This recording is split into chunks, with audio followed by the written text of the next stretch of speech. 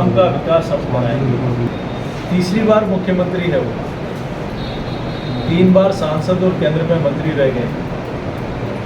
क्या कर रहे थे? मानगढ़ धाम में जो डेवलपमेंट का काम पहले भी हुआ है वो भारतीय जनता पार्टी के राज में हुआ है, और अब भी जो काम होगा वो माननीय भारतीय जनता पार्टी के शासन में होगा। वो इतना विचलित क्यों हो गए मानगढ़ धाम में आदरणीय प्रधानमंत्री जी के आने के? पहली बार एक जनजाति वर्ग की महिला देश की प्रथम महिला बनी। एकलव्य मॉडल स्कूल पहली बार नवोदय और केंद्रीय विद्यालय देश में आज़ादी के बाद अब तक बने, उससे ज़्यादा एकलव्य मॉडल स्कूल नरेंद्र मोदी जी ने। जनजातीय क्षेत्र में सरपंच प्रधान प्रमुख बनने का अधिकार पहली बार भारतीय जनता पार्टी के शासन का। जनजातीय मंत्रालय पहली बार भारतीय जनता पार्टी के शासन में बना।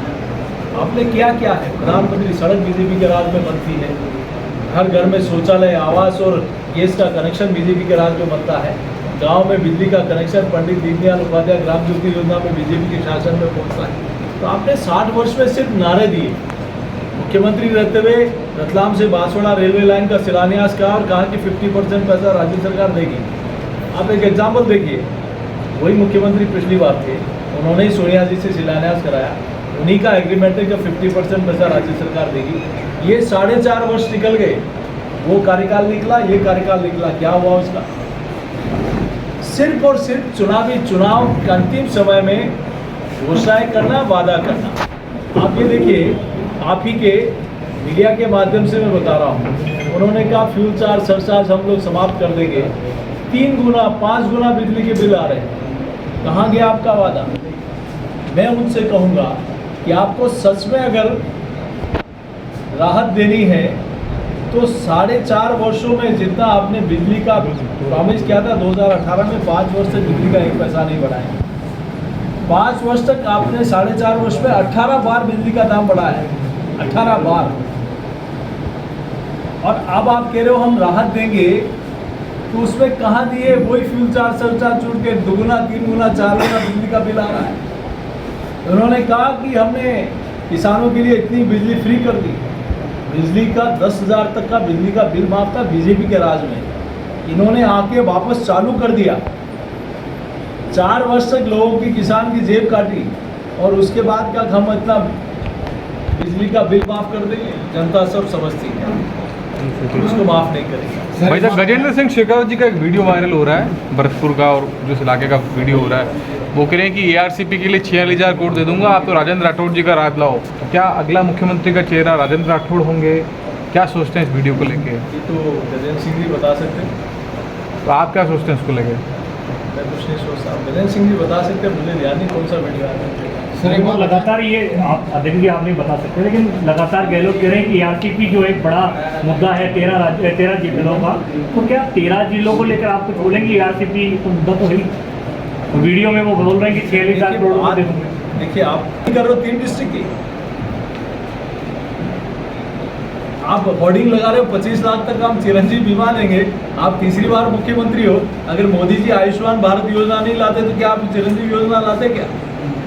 आज अभी वो अपराधी खुलेगा, हम बोल रहे हैं। 2 पक्ष है, एक तरफ वो सरकार तो जीरो टॉलरेंस की बात करती है, वो नरेंद्र मोदी जी की सरकार है, जिन्होंने हमारे सैनिकों के साथ गलत किया, तुरंत उसका इनका जवाब पत्र से दिया।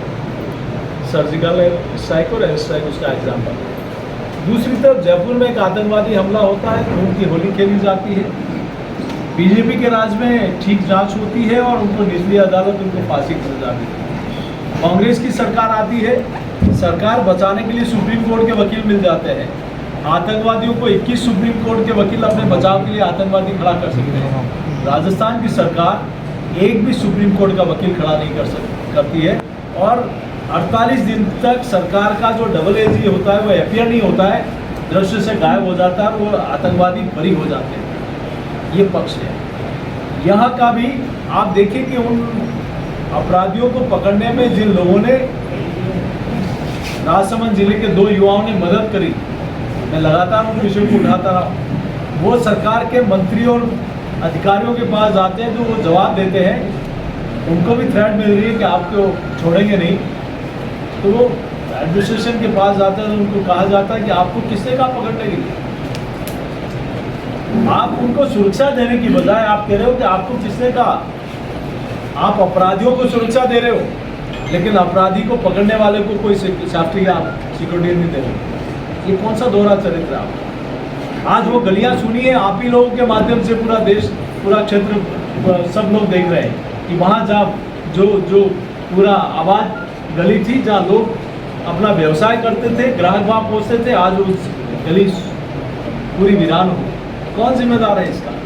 लोगों में विश्वास नहीं। आज मालपुरा टोंक की घटना में किस प्रकार से दहशतगर्द खुलेआम तलवार लेके वहाँ चले जाते हैं, 700-800 फीट तक पलायन हो गया लोगों का।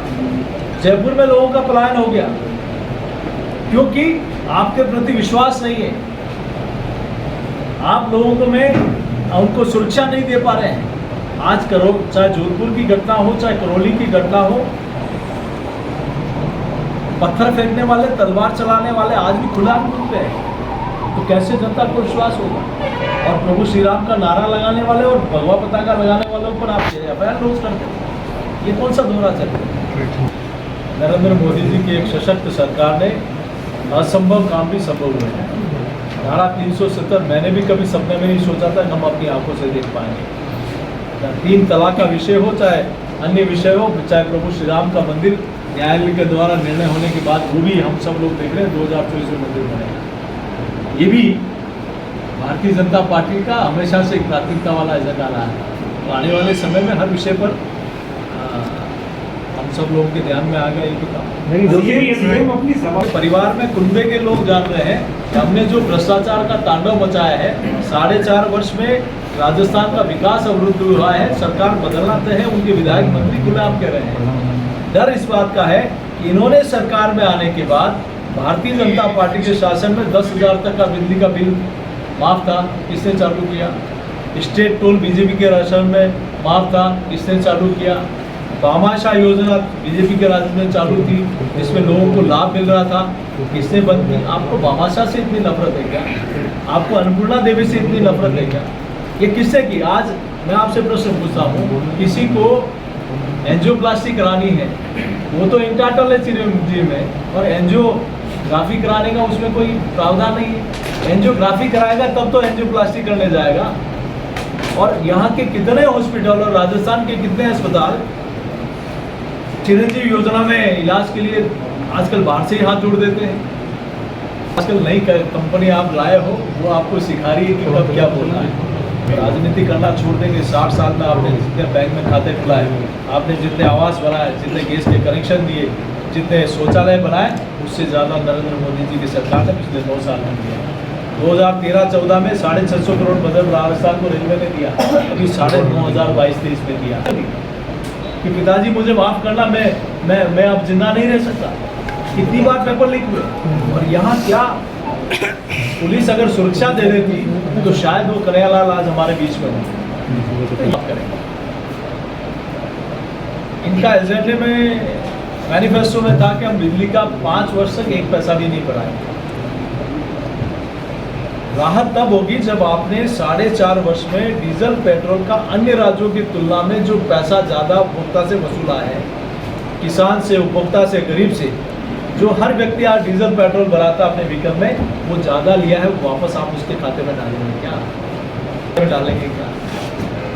किस बात की, कौन सी राहत की बात कर रहे हैं? सबसे महंगा petrol, diesel, vehicle tax Rajasthan में है, सबसे महंगी बिजली राजस्थान में है, साइबर क्राइम में राजस्थान 1 नंबर पर है, दलित अत्याचार, महिला अत्याचार में राजस्थान 1 नंबर पर पहुँच गया। क्या किया है राजस्थान ने? आज अपराधियों में किसी बात का भय नहीं है, आम जन में भय बना हुआ है। तो मुझे लगता है कि कहीं न कहीं इस सरकार ने 4.5 वर्ष सिर्फ अपनी कुर्सी को बचाने का काम किया है। वीडियो से रिजाइन दे रहे हैं, इन्हीं के विधायक खुलेआम कह रहे हैं कि बिना भ्रष्टाचार के कोई काम नहीं होता। इनके मंत्री खुलेआम मंच पर ये कहते हैं कि इस सरकार से जितना भ्रष्टाचार पहले कभी नहीं हुआ। ये पहला अवसर है कि योजना आयोग जिसमें राजस्थान के विकास की योजना बननी चाहिए, उस भवन में भ्रष्टाचार की इबारत लिखी जाती है। तो ये कहीं न कहीं ये सारे काम आज जिस ट्राइबल एरिया में सीआरटी डाल देती है और मुगल आक्रांताओं के पाठ हटा देती है, तो 1.5 करोड़ किताबों को जयपुर के नंबरों में बन सकता है। अगर हिंदू होते तो उदयपुर में भगवा पताका पर प्रतिबंध नहीं लगता। अगर हिंदू होते तो करौली में श्री राम के नारे लगाने वालों पर केस एफआईआर करती। अगर हिंदू होते तो जयपुर में आतंकवादियों को अपनी गलत नीतियों के कारण वो बरी नहीं होते। अगर हिंदू होते तो हिंदू नववर्ष पर आप और रामनवमी पर प्रतिबंध नहीं लगाते। आप पीएफआई जैसे आतंकवादी संगठन को परमिशन देते हो और हिंदू त्योहारों पर प्रतिबंध लगाते हो। अगर आप हिंदू होते नहीं, अगर हिंदू होते तो थानों में जिस प्रकार से पूजा पाठ होती थी, कौन सा फरमान आपने लगाया। आप नवरात्रा में, लेकिन दूसरे त्योहार में आपको अगर वास्तव में जनप्रतिनिधि है तो सब धर्मों के और मजहब की सोचनी चाहिए। भारतीय जनता पार्टी 36 कौम को लेकर उनकी बात करती है, लेकिन आप कहीं कहीं एक त्यौहार पे 24 घंटा बिजली मिले और दूसरे त्यौहार पे बिजली नहीं आए तो कोई दर्द नहीं। इससे नहीं जीत की संभावना होती है, जहाँ कुछ बनने की संभावना होती है, उसमें कोई वो नहीं है। क्योंकि एक विचार के लिए, एक पार्टी के लिए काम करते हैं, कोई व्यक्ति के लिए काम नहीं। ये अमित